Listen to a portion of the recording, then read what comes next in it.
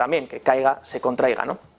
Si miramos por la parte del Banco Central Europeo, recuerden, ayer de Guindos nos decía, las cosas están bien, notamos más optimismo, las cosas han mejorado con respecto a nuestras previsiones que dábamos en diciembre, podría evitar la eurozona la recesión durante el año 2023, eso es lo que decía ayer de Guindos. Hoy hemos preguntado a Isabel Schnabel, porque estaba haciendo respuestas a través del Twitter del Banco Central Europeo, le hemos lanzado una pregunta desde Negocios Televisión y le hemos preguntado si, en cuanto a lo que dijo de Guindos ayer, de que cree que las condiciones están mejorando, pero que ve riesgos inflacionarios en el horizonte, como por ejemplo ese repunte de las materias primas, esa reapertura de China y todavía un riesgo de crédito, sobre todo no en las instituciones financieras bancarias, sino en las no bancarias, sobre todo en los fondos más apalancados, pues le hemos preguntado si realmente es posible que el Banco Central Europeo siga subiendo los tipos más de lo que tiene planificado, más de lo que espera el mercado. Recuerden que era 50 en la anterior reunión, que ya vimos,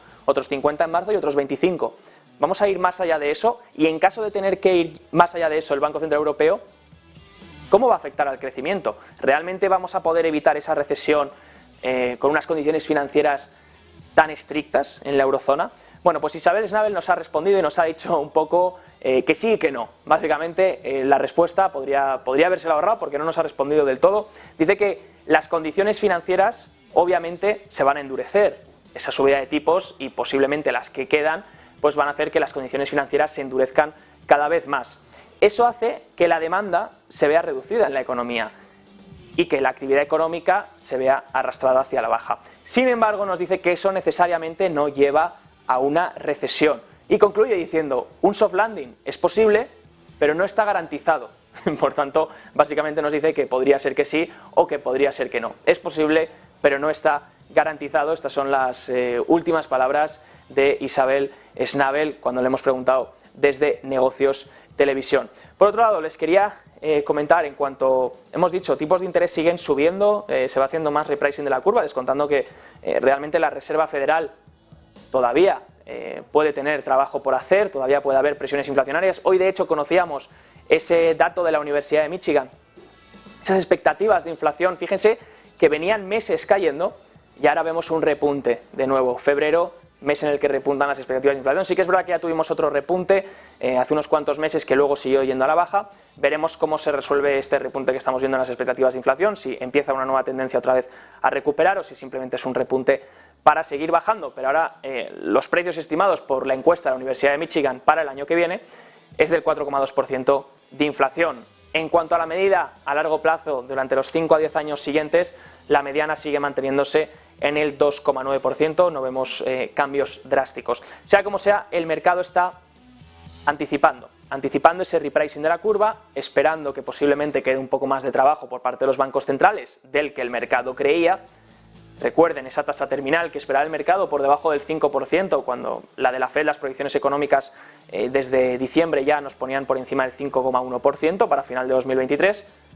Y el mercado poco a poco ha ido incrementando esa tasa terminal esperada a medida que pues, los diferentes miembros de la Fed han ido saliendo, ¿no? Como por ejemplo Bostic nos alertaba el otro día que podíamos incluso ver una subida de 50 puntos básicos. Veremos lo que nos depara la próxima reunión en marzo, que recuerden también tendremos perspectivas económicas actualizadas por parte de la Reserva Federal. Si miramos curva de tipos, en este caso 2 años y 10 años, como el interés del 2 años se puso por encima del interés del 10 años ya hace tiempo, debido a que la Fed pues, estaba subiendo los intereses a corto plazo, esos intereses interbancarios que sube, pues obviamente los tipos a corto plazo subieron mucho más que los tipos a largo plazo.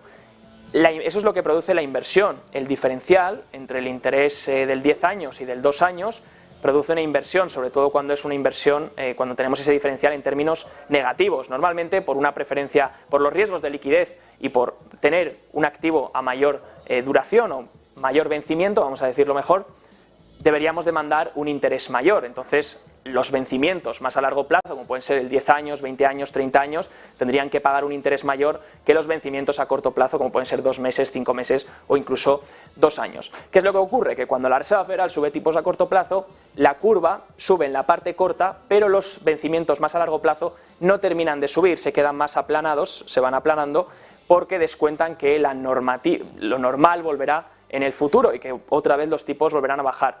Cuando la inversión se empieza a producir y los tipos de interés a largo plazo empiezan a estar muy por debajo de los tipos de interés a corto plazo, eso significa que tenemos ya una inversión de la curva. Y cuando una inversión de la curva se produce, el mercado de bonos está mandando una señal. Está diciendo, o bien paramos ahora de subir tipos, o bien en los próximos años vamos a tener menor crecimiento económico y menor inflación. Menor inflación, ¿por qué? Derivada de una caída en los precios por una caída en la actividad económica. Entonces, importante destacar, fíjense este gráfico que lo muestra muy bien.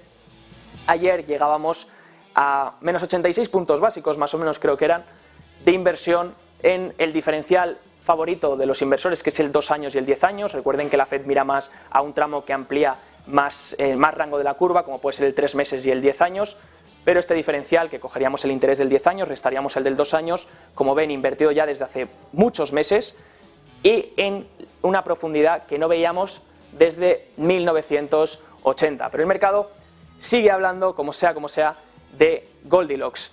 Damos ya la bienvenida a Pablo Gil para